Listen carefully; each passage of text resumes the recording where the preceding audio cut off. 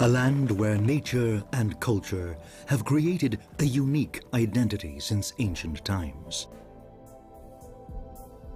From the classical world until today.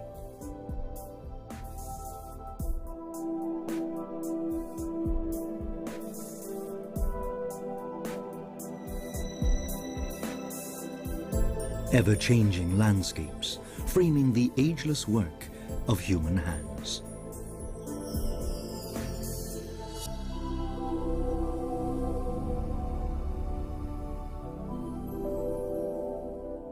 Travelers of old journeyed to towns and cities, visiting and describing the remains of the past, enchanted by their timeless beauty.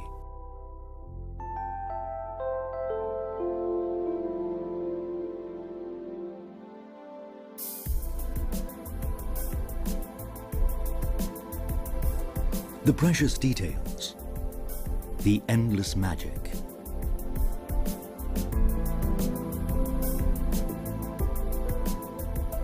The castles of feudal lords, peaceful places of prayer and meditation.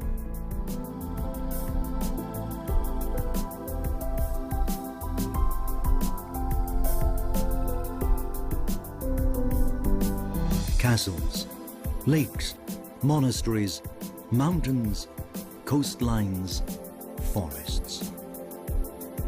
Different elements that are part of one another. Mosaics of creativity and environmental variety.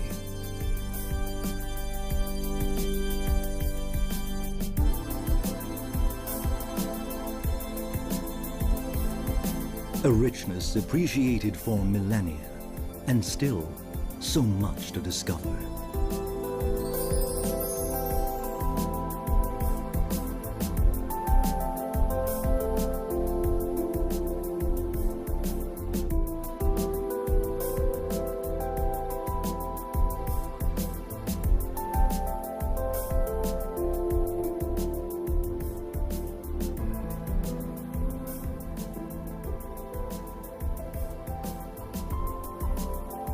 An outpost for defense against man and against time.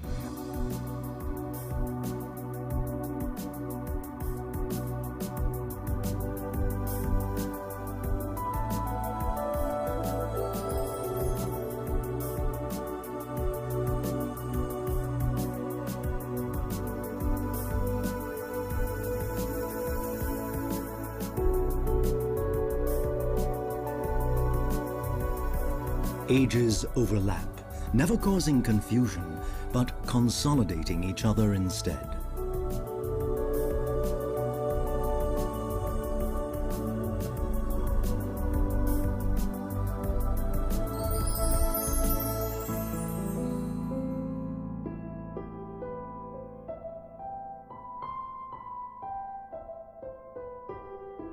Italy's Lazio region.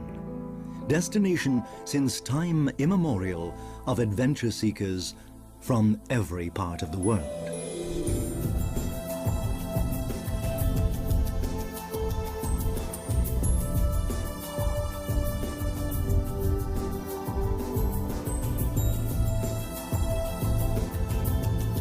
An area to explore like a labyrinth, with highways and byways known and unknown. Around every corner, a new surprise, an encounter, something wonderful to discover.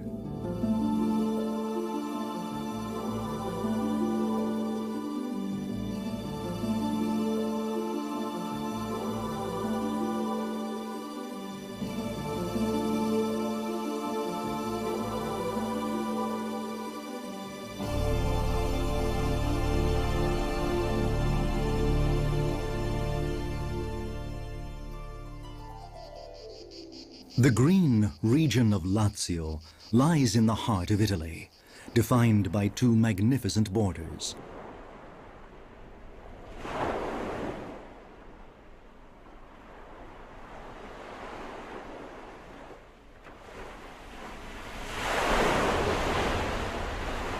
To the west, the waters of the Tyrrhenian Sea. To the east, the high peaks of the Apennine Mountains.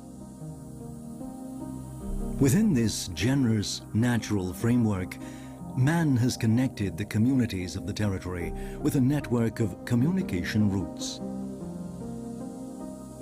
Designed and constructed since ancient times, overcoming both difficulties and distances.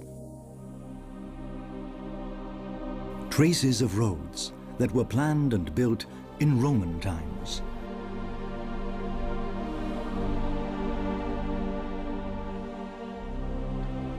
These roads were not used by merchants and armies only. They were trodden by the feet of pilgrims, pagans first, Christians later, all on their way to Rome. They continue coming today, creating a new kind of tourism. Like in other parts of Europe, it's a rapidly growing phenomenon following itineraries that 2,000 years of history have done little or nothing to change. The Via Cassia today, a stone's throw away from the Via Cassia of yesterday.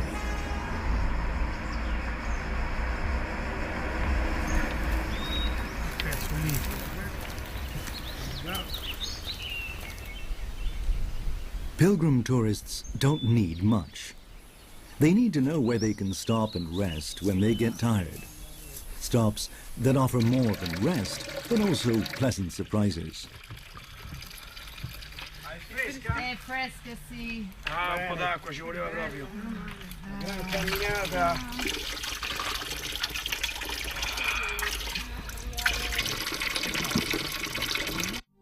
They carry as little as possible, the bare necessities. A change of shoes for sore feet that have walked for miles. Their staff is both a physical support and a group symbol.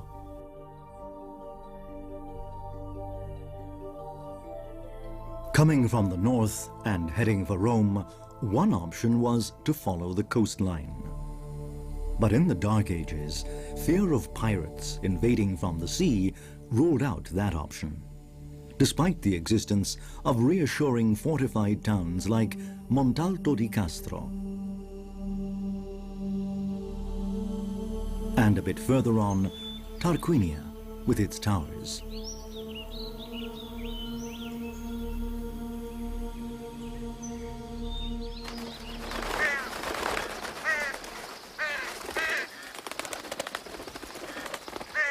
Marshlands, now natural oases, marked some stretches of coast and added to the danger.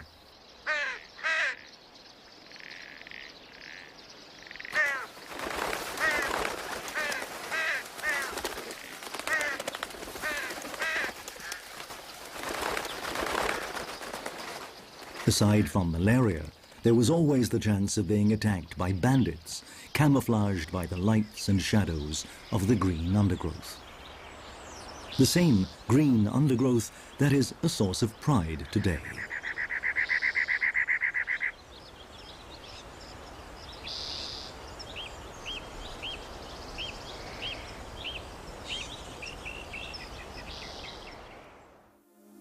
In bygone years, merchants and pilgrims traveling to Rome preferred routes that went via the interior.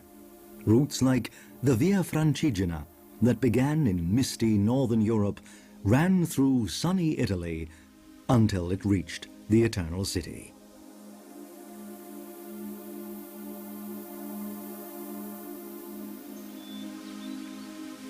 Modern-day pilgrims, like those of yesteryear, traveling down the Via Francigena, enter Lazio passing through the walls of Acqua Pendente, an ancient border town.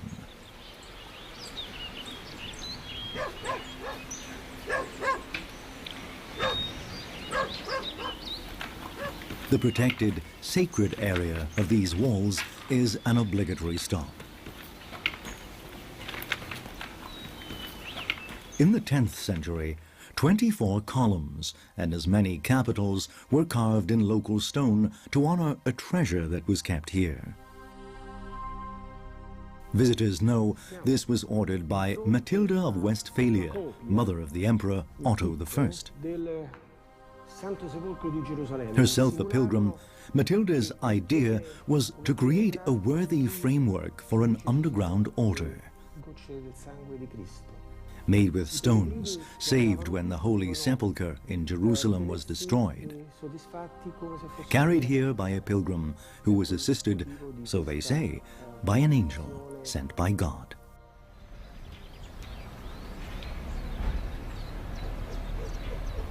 Moving on towards Rome, running parallel with the Via Cassia, the Via Francigena reaches Bolsena.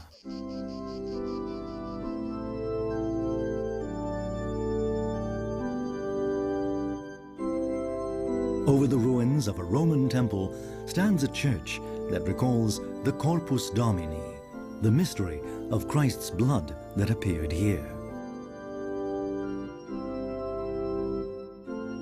Lake Bolsena is one of the largest expanses of freshwater in Lazio. Roundabout, amid a sea of olive groves, we find the pilgrims making their way.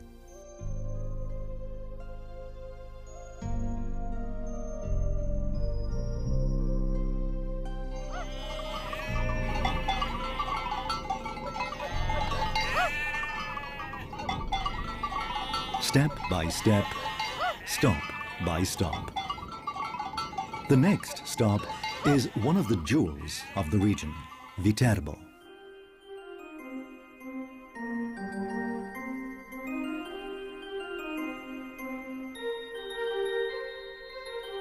A walled city, the capital of the so-called Roman Tuscia.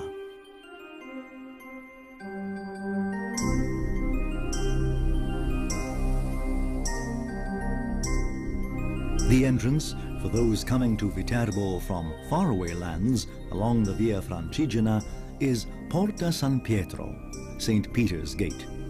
Here they would find lodging, protected by papal edicts, in the Pilgrims' Quarter, the same shadowy, windy streets of this medieval city that visitors explore today.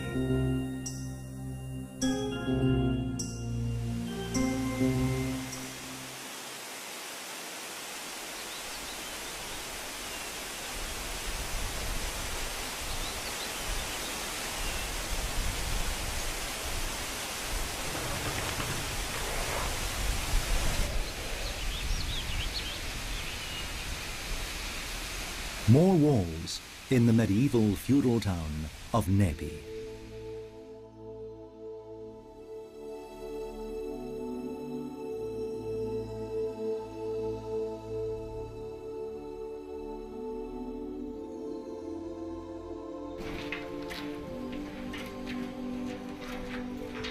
Pilgrims of yesterday, tourists of today. This is a good place to rest up before experiencing the emotions and wonders the Etruscan world has to offer.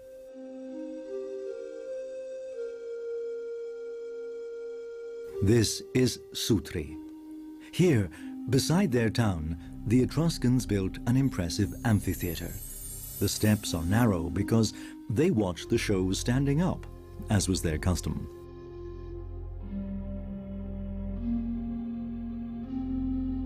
Some tourists join the pilgrims in visiting an ancient Mithraeum carved into the rock. It's a rare privilege to be able to enter here. This place was sacred to the ancients, then to the early Christians. It's important not to upset the delicate balance of humidity underground, or we could lose the fresco depicting Our Lady of Childbirth.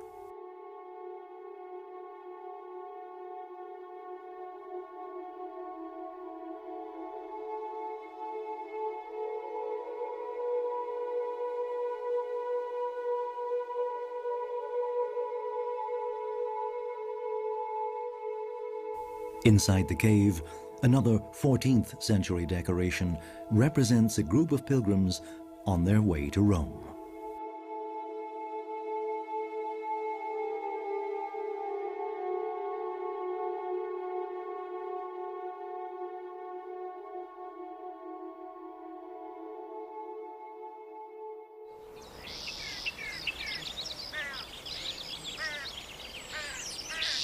In the past, in this part of Lazio, the Via Francigena followed a different route which has only recently been rediscovered and readapted.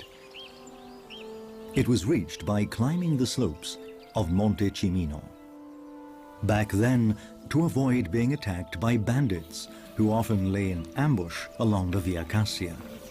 Today, to enjoy the view of the Lago di Vico and the surrounding greenery.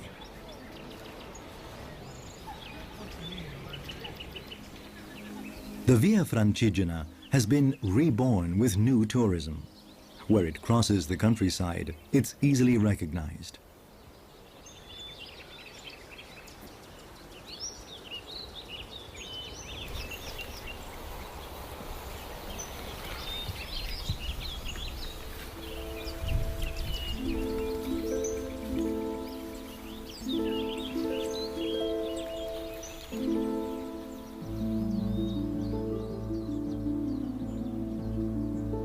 High towers dotting the landscape, the tombs of wealthy Roman patricians who wanted to be buried on their properties near the town.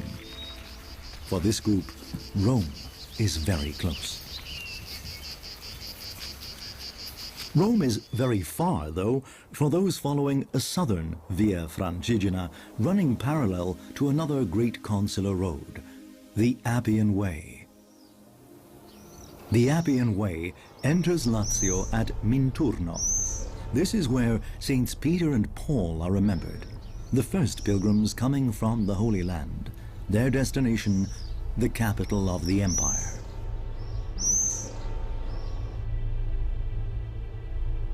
An 11th century church in Minturno marks the spot where, according to tradition, Saint Peter knelt down before continuing his journey to Rome.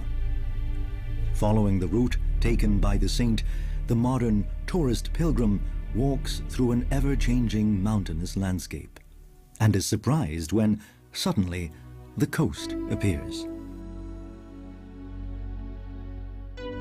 Here lies the old Roman port of Gianola. In the Middle Ages, this was where pilgrims disembarked. Others on the opposite side of the same gulf arrived at the larger harbor of Gaeta.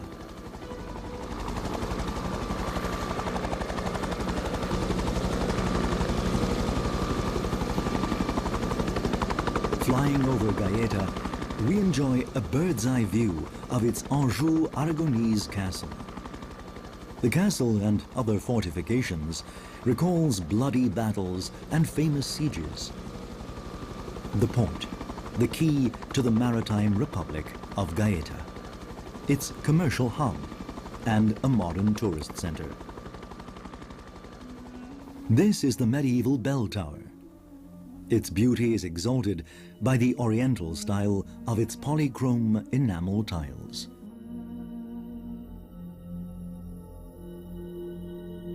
At its base is a sculpture and an inscription that recalls the landing in Gaeta in the 15th century of a ship filled with pilgrims on their way to Rome.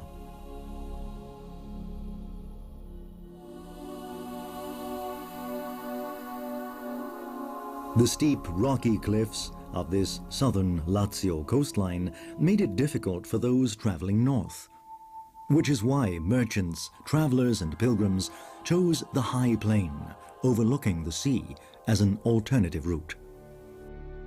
The Roman temple of Jupiter Anxur, overlooking the city of Terracina, was a place to rest. Like the nearby town of Setse. Here travelers could lodge in a building near the cathedral.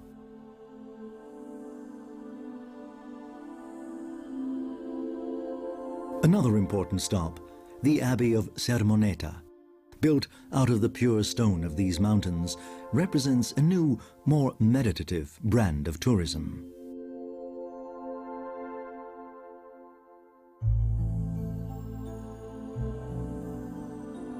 The town of Norma overlooks the void, balanced on the rocky balcony of the Lepini Mountains. Thousands of springs have their sources up here.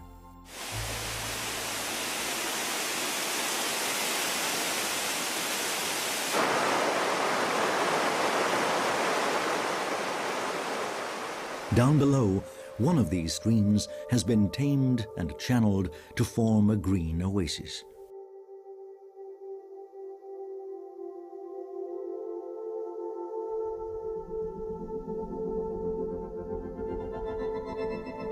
In the 1st century BC, the veterans of Scylla's army settled here and dedicated a temple to the nymphs, divinities of beauty.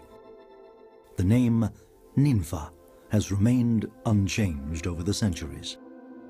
This is a place where nature, history, and art have become one over time. In the past, Ninfa was also a point of arrival, repose, and prayer for pilgrims on their way to Rome. Here, in their presence, in 1159, Alexander III was crowned Pope.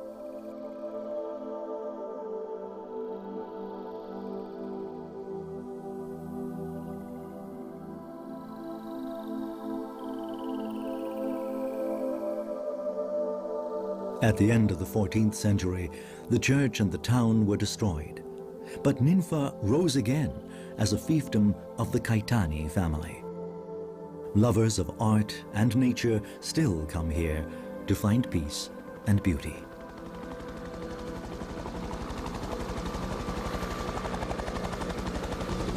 Water flowing down the Lepini mountains onto the Pontine plains also brought death, forming vast and hostile marshlands.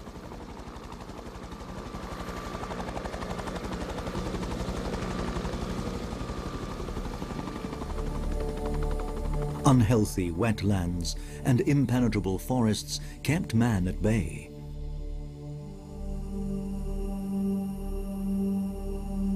Everything changed in the mid-20th century. The water was channeled into lakes and canals, and the Pontine Plains became one of the most productive areas of Lazio and all of Italy.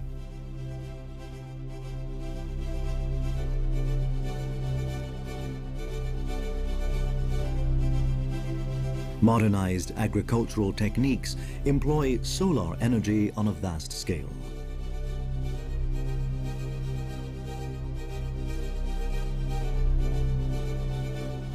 Once an immense, uninhabitable marsh, today this fertile land offers its fruits in abundance.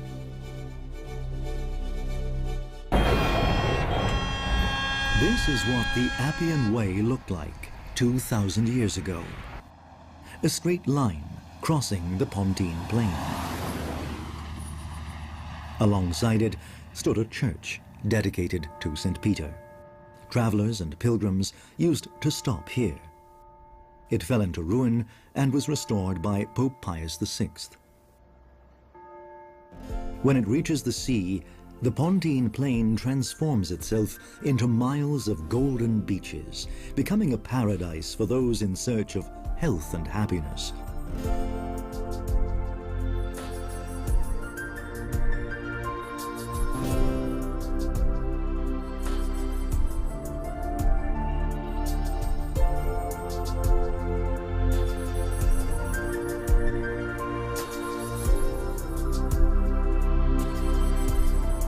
An ideal place for a relaxing vacation, between sun and sea and under the watchful gaze of the legendary Monte Circeo.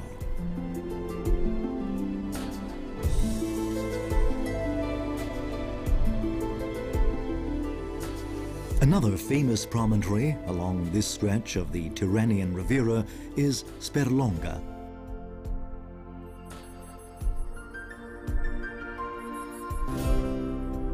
The first tourist pilgrim to take his holidays here was the Roman Emperor Tiberius. The remains of his villa still stand amid a breathtaking landscape.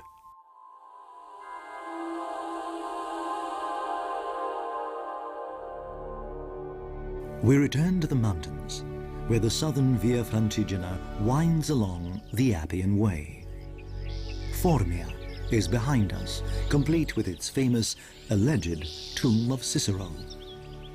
We're following part of the ancient road, especially intended for tourists who wanted to walk this stretch over the mountains.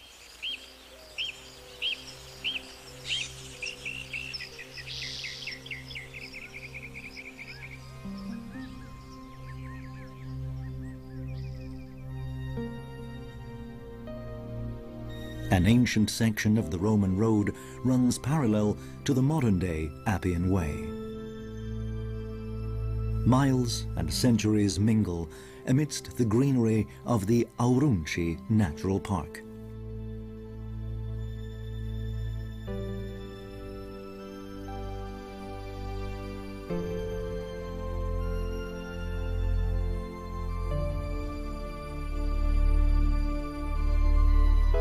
Amongst the magic of so much vegetation rises an important work of human hands.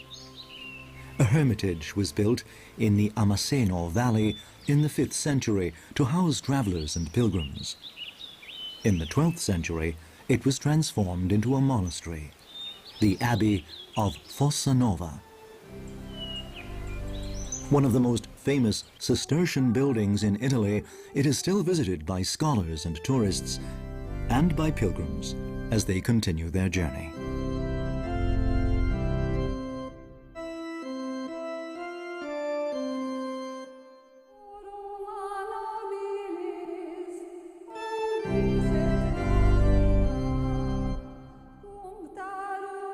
Not all of them are believers.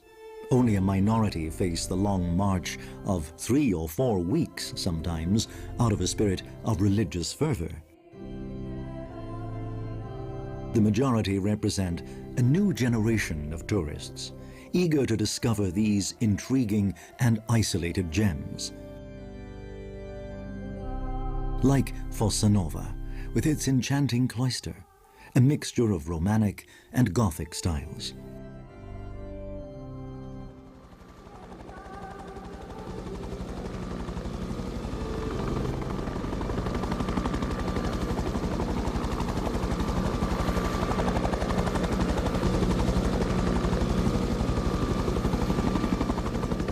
Another road, used by pilgrims heading for Rome from the south, links small mountain villages and brings us to a monastery and an ancient, precious painting on the rock.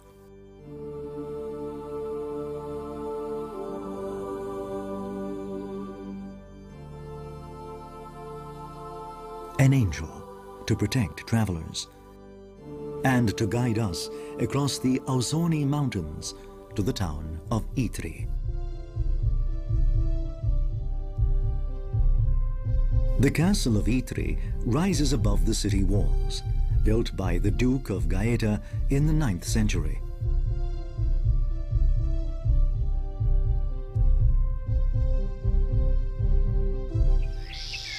In Itri, we crossed over the Appian Way and left it behind. Once again, we will travel along a minor road in the middle of the countryside, in absolute freedom. Our journey takes us past a mountain, whose summit is dominated by one of the most important monasteries in the Christian world, the Abbey of Monte Cassino. From when it was first built in the 6th century, the abbey has been destroyed several times, rebuilt and destroyed yet again. The last time was in 1944, when hundreds of bombers unleashed their cargo of death.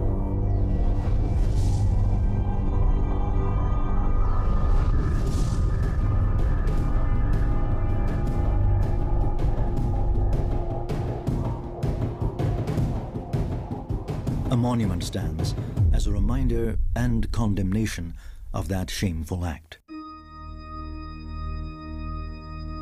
Monte Cassino's moment of greatest glory was in the 15th century, when pilgrims flocked here.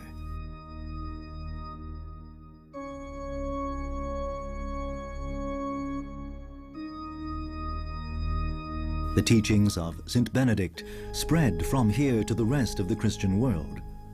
He taught not just prayer, but reason, art, culture. In the scriptorium, his friars continue to preserve priceless artifacts.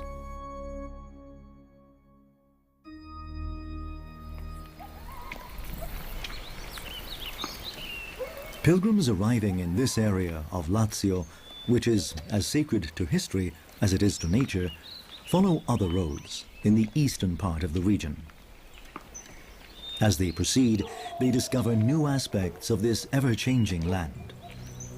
There are mysteries. Like Alatri, with its cyclops walls. Its perfect vertical defenses, separating outsiders from insiders, and the residential area from the Acropolis.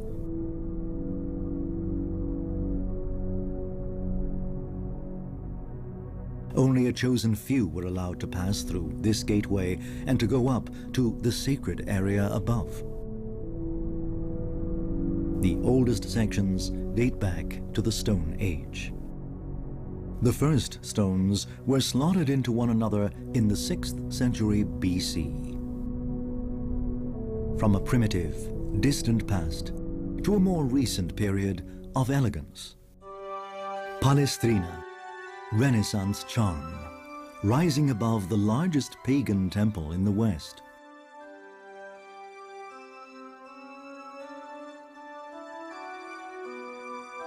The temple of Fortuna Primigenia, still forming the foundations of Palazzo Colonna Barberini after 1,000 years.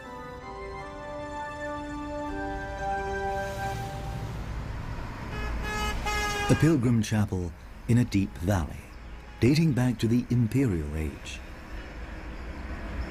The Via Prenestina is proof of how past and present run parallel in Lazio.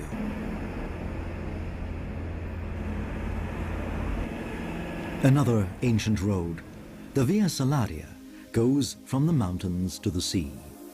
The Salt Road, named after the precious commodity that traveled along it, and more. The road leads to the places where a holy man prayed and taught his followers to live according to the sacred rules of God and nature.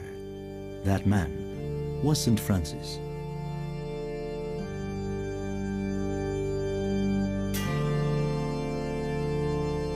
The so-called Holy Valley around Rieti, a vast plain surrounded by mountains. Here, the spirit of St. Francis lives on, in the colors of the hills, among the rocks and trees that hide the convents built by his followers and the caves where he lived. The convent of Greccio stands at a height of 700 meters.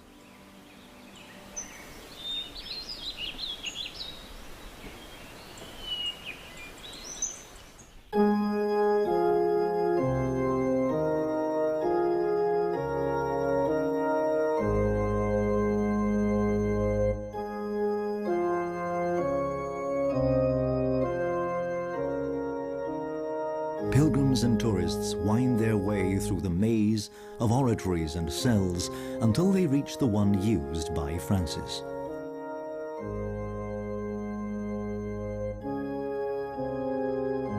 A cave in the rock, protected by a fragile wall of bamboo and mud.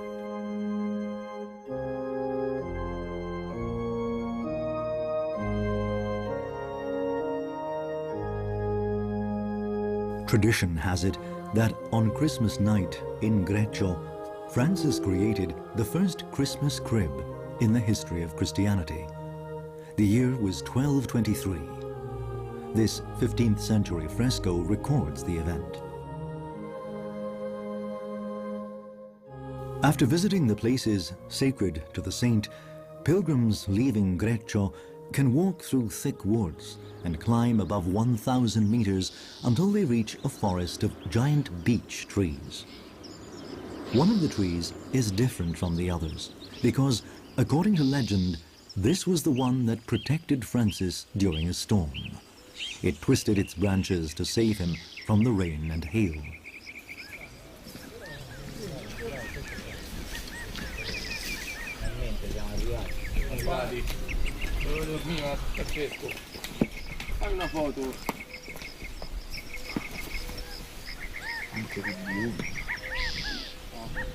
Since then, it's been considered sacred.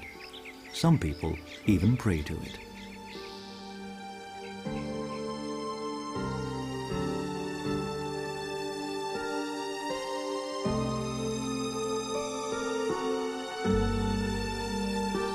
Young people have their own simple way of honoring the saint.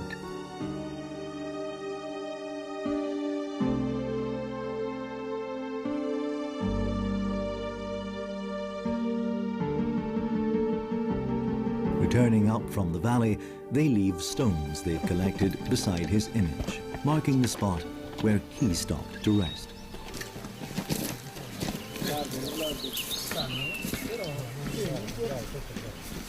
Another old road through the woods of the Holy Valley leads to Fonte Colombo. This was the refuge where Francis was inspired to write the rule for his order, which he called the Friars Minor. It happened here in 1223. Through centuries of peace and violence, these walls were razed, fell, and were rebuilt. But behind them, the moments of prayer have remained unchanged.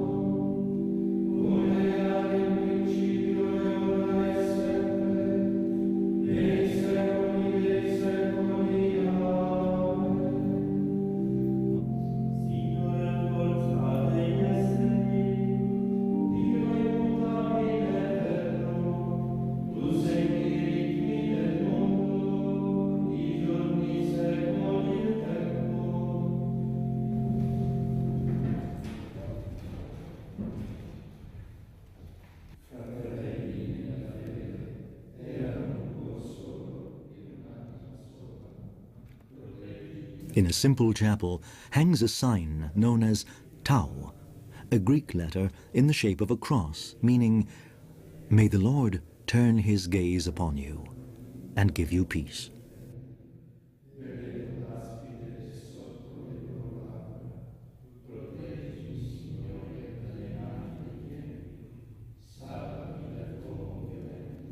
Francis spent years of his life here, on the naked rock of the Sacro Speco.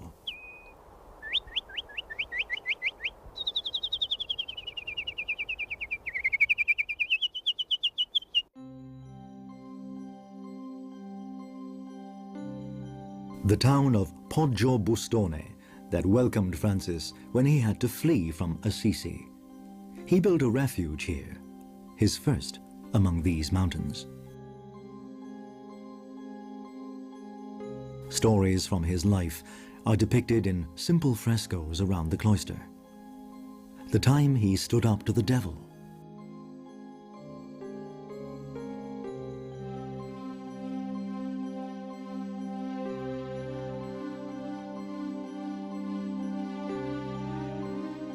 The time a prostitute tried to seduce him.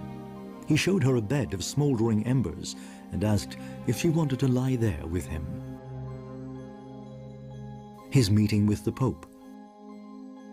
With all doubts removed, the pontiff approved the rule of the Friars Minor. It happened during Francis's pilgrimage to Rome, a pilgrimage repeated by men and women from all over the world. Mountain paths, solitude, and beauty. As far as one of the most famous locations associated with Francis and Rome. The Abbey of Farfa, rebuilt again and again from the 8th century on, after being ravaged innumerable times, including by the Saracens, who occupied its walls for decades before the year 1000. Today, the Abbey spreads its peaceful shadow over the tiny town and welcomes its many visitors. Today they are tourists. Once they were pilgrims who set off from here for Rome.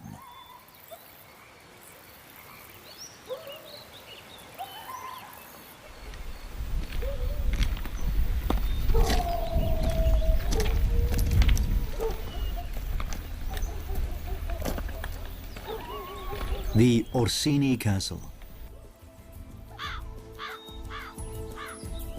Not to be missed before beginning the last stretch of this itinerary. From here towards the Tiber River Valley.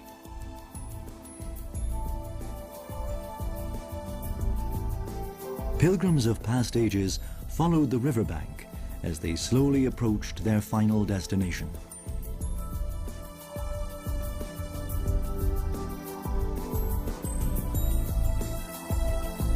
One of the oldest and most famous entrances to Rome, the Milvian Bridge.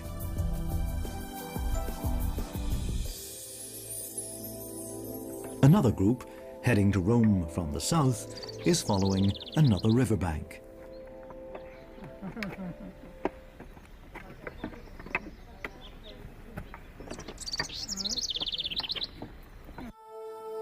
Along the Appian Way, they pass the tomb of Cecilia Metella, monumental prelude to the walls of the ancient city. Coming from the south, visitors entered the city walls, as they still do, through Porta San Sebastiano, where they're welcomed by an archangel carved into the stone by one of the thousands and thousands of travelers who have passed through this gate into the eternal city.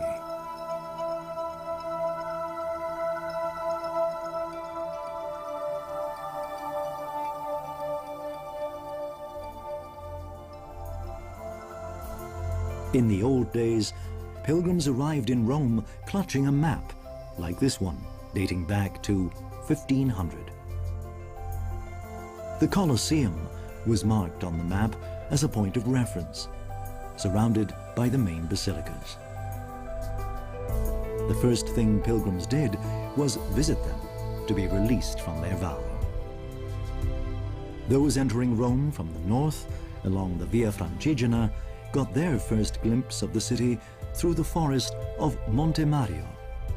From up here, the first dome they saw was this one, as they do today.